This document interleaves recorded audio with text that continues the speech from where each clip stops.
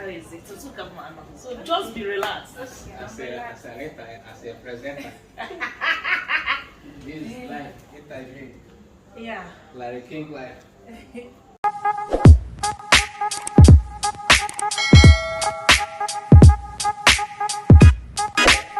So hello everyone, welcome once again to my YouTube channel. It's your favorite girl, Chiwa Glory, vlogging from Lagos, Nigeria. How are you guys doing? Yeah, so in today's video, I have Machi here. Machi is my niece, my sister's daughter. So she just finished her secondary school. She went to a federal government school in Nigeria. Yes, in Nigeria. So today we'll be doing, I'll be asking her some questions about boarding school and she will be answering me. So Machi, say hello to my subscribers. Hi. So just introduce yourself, like. Okay, I'm Machi. She's my auntie. So I'm just through with secondary school, about to enter university by God's grace. Yeah. So That's it. So let's move into what we have today. So Machi, first of all, you went to boarding house. Like, what age? Like, at what age did you, enter the boarding school? I know you started from JS1, so I would like you to tell them what age you entered. I entered when I was 10 years. Wow. Yes. Yes, that was it. I was 10 Machi entered secondary school. Machi started taking care of herself at 10 years. Yeah, this is too much. Like, I don't know if like 10 years. So as you are going further, you guys will hear all her experiences from her JS1 to her SS3. Yeah. So Machi, I'll be looking through this book. I had to write down some questions I'll be asking Machi. I don't want the video to be so scattered. So I decided to put down the questions I'll be asking her. So I would like you to tell us, when you were in JS1, you said you were 10 years old. So what was your experience like in terms of bullying? Because that's the first thing everybody is scared of. Even you watching, you understand from the stories we have been hearing about boarding houses. So I want to know, like, a girl of 10 years that has never left home before. Let's hear your experience for the JS1. Yes. In my JS1, like my school, we have a different apartment, a different hostel for JS1 students, and they'll be taken care of by senior students like SS3. They have their house captains, house prefects, and nobody will touch us. Like, we are just the babies of the school. So JS1 is just, you are just upcoming, so you are the babies. Nobody will dare touch you. No, if you touch anybody, if any senior touches you, you can report. So that senior is going for the body. So the thing is, we are big. Oh, really? So I really want to know, you said the JS1, they had a different boarding house. What of water? In terms of water, they have their separate water. Yes. Everything about JS1 was so different. Like, Yes. So now, after JS1, what now happened? After JS1, we moved to a hostel, like a together hostel, Where both all the classes. All the classes are. So to be very, very stressful. Like, so how was the bullying? Because I can understand that JS1 there was no bully for you people. And another thing you said something about JS1 students, when they bully them, they go report. Yes. Don't you think the seniors, don't they threaten the JS1 students that if you report, we'll deal with you? They will not threaten you from there. It's when you enter hostel, like their main Okay, their main hostel. together. Okay, in JS. They will start threatening you. If you report, they will deal with you. They will do something to you. After reporting, you are still in this hostel. That's the thing. After going out to report, if you report, maybe they will punish the senior or she'll go for suspension. If she's back, she will say She will target you. she will target you. Even if not her friends will target you. Oh my God. So the bullying was what? Was so just to the bully started. Yes. They started the bullying in proper way. Can you tell us the examples of that? What they did to just 2 students? Just 2 students, just like they will not have water to bathe. It's only few of them and who are senior friends that will help them to fetch. Others will not have water to bathe because going to the taps, you are just digging your own grave. If you go there, seniors are in the tap, they will chance you. If you came early, they will tell you, remove your buckets. I'm the first. They will now put their buckets and you stand there. You'll be the one to carry their buckets to dump for them. No, it was So people crazy. like just 2 students will entirely avoid the tap area because you guys can see it when they get to the tap. Even when you get there first and the senior meets you there, what happens? The senior will order you to remove your bucket, put their own, then order you still to carry their bucket to their dormitory. That's the height of it. That is the height of it. That is scary for me. Like, one needs to be prepared for things like this, especially when you're going to a federal school, like not private schools. Private schools might be better in terms of, you know, all this stress, but federal government school is still a good school. Yes, federal government schools in Nigeria is very good, but the problem is the bullying part. So now we are done with that. So how do you guys cope in body generally? People, you know, some people are naturally dirty. Some people like are worried in terms of the toilets, the bathroom, the environment, like the hostel environment entirely. Can you talk to us about that? The hostel environment naturally is safe, is good, is okay. But students are not the ones like littering it, all these things. But we clean them day by day because we are supervised by house mistresses who come in the morning, we clean it. But later in the day, toilets, so like class toilets is the worst. That one on Fridays, you know they don't wash toilets Saturday, Sunday. Friday. They don't wash toilets on Saturdays and Sundays. Yes, oh now really? they don't do that. Oh. So because it's weekend, Yeah. so like everywhere in the toilet will be messed up. You won't even find where to urinate, no place. So how On do the you floor. pronounce? How do you pronounce? You know, you do short put there. Yes, now. Short putting is the cocoa. If you don't know short puts, then you are an ajibo. I myself, I can remember when we were in school. Yes, not actually body. When I was in university, our hostel had issue then, or the hostel I was in first year, we had a shared toilet. Like maybe 2 rooms will be sharing one toilet. My sister, na short putting we were doing. Though we were steadily doing short putting. I didn't go to secondary school, so I didn't know what short put was. But immediately I entered the university, I understood what short put is. It is a lifesaver. A lifesaver. What is short put? Short putting is just using nylon to go to toilet, folding it, and you throw it away. That's it. Nothing else. Yes, nothing else. That's what short putting is. Because men, it's actually risky even if it's boys, it's actually risky to use such a toilet. Like at that moment, you will be infected. You guys know, yeah. So we've talked about water. We've talked about the general hygiene. I don't know why this school will not, you know, employ people to even wash the toilets Saturdays and Sundays. Hence, they don't want the students to do it. If they want the students to rest Saturday and Sunday, they should employ people to do it. Seriously. But they are not doing it. They are not doing it. So another question, I want you to talk about thief. People that steal people's things. I want to just elaborate it and tell us your own. Use your personal experience to, you know.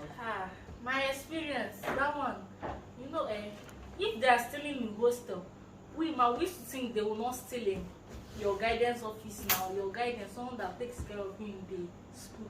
So by that time, I used to keep my provision, like everything in my guidance office. So once in a while, you come and collect it. She'll tell you the day, something like that you come and be collecting. You collect small, keep inside your cupboard, something like that. So one Friday, because it's on Fridays that we go there.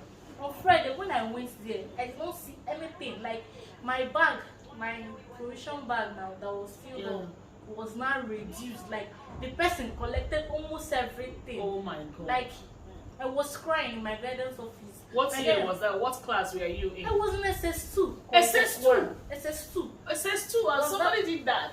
Like it's crazy. So in SS2, you still have a guidance where you drop your provisions. Yes, in SS2, Is I it, still a, have is, a it guidance. is it compulsory to have that? No, it's not like it's in a way formality's sake. You Yeah. you must have a guardian Yeah. because anything that comes up, they'll tell you who is your guardian. That's the Okay. first thing they'll ask. They will ask you, okay. So for formality's sake, you need to Yeah. have a guardian. But it's not everybody that keeps like you A- might keep a guardian. Just what you owe that guardian is good money. Yeah. All these things. Okay, but, But- you don't have, you won't have a personal relationship Yes, with the yes, person. something like that. Okay. So me, I had like my money with her, my provision with her. So like the thing was crazy. Oh my I started God. crying. So immediately she called my mommy, blah blah blah. She was not telling me that she doesn't know how it happened, blah blah blah. And so many students things are there. So Yeah. you will not know. No, who you took will it? not know Like- who took it. And Hi. like, hi, But the guidance is supposed to advise you That's to it. lock. we lock it. How come did they? It's a bag they use fork. You don't know teeth. Oh my God. Hey. Oh my God, this is crazy. Really, really. Like- Was that the only experience you had with Yes. stealing? No, really. In my just one, they stole my things from my cupboard. After crying, blah blah blah, I reported. I don't know. Nothing was done. Nothing was done. Like they are still looking for the thief. But they can't. Yes. The thieves, secondary school thieves are really very smart. They are really smart. very smart. Smart thieves. That's what they have there. Like, but I just don't know Why? Like, I don't know how. They will have theirs though. One funny thing about this and these students that still in secondary school is that they have their own provisions. They didn't come to school empty-handed. Of course, nobody comes to school empty-handed. Nobody does that. Even though you don't have plenty of it, at least you have. So, but man, it's crazy. Then another thing, we've talked about food. And I want to know about the food. Yeah. So I want to know if, like, from JS1, was it getting better to your SS3? Was it now? How did they improve or did they get worse? Like, From my just one, food was okay, but they now started like reducing as we go down. SS2 was now SS3 was the worst. Like Oh my that God. one. Yeah. SS3, she just finished SS3 this year. Yeah. So that one. So maybe because of the economy in the country. Yes. Like they use red oil to cook spag, jollof spag, red oil. And the thing will not like they will say they wanted to bleach the red oil to use it. And the thing is so bad, the rice, everything. Your rice should be white, they will call it jollof rice. Oh my God. That one, if you like all this menu now, you come into the dining on Monday morning, instead of you to see bread, you are seeing beans. Ooh. Like it was crazy. Wow. There was even one assembly we did not eat before going for assembly. They now told us after assembly that blah blah blah. Like Ooh, these stories are scary, guys. It is really scary for me. Like, I've been hearing stories, a lot of stories about boarding houses, and it has been, it has been sad stories. So we'll tell you they have good experience. So we'll tell you that boarding house, excuse me.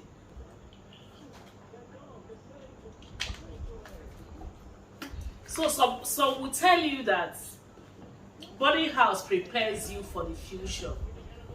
So we'll tell you that boarding house, that is the trauma they went through in boarding houses, various boarding houses they went to, is still with them. They are still fighting the demons.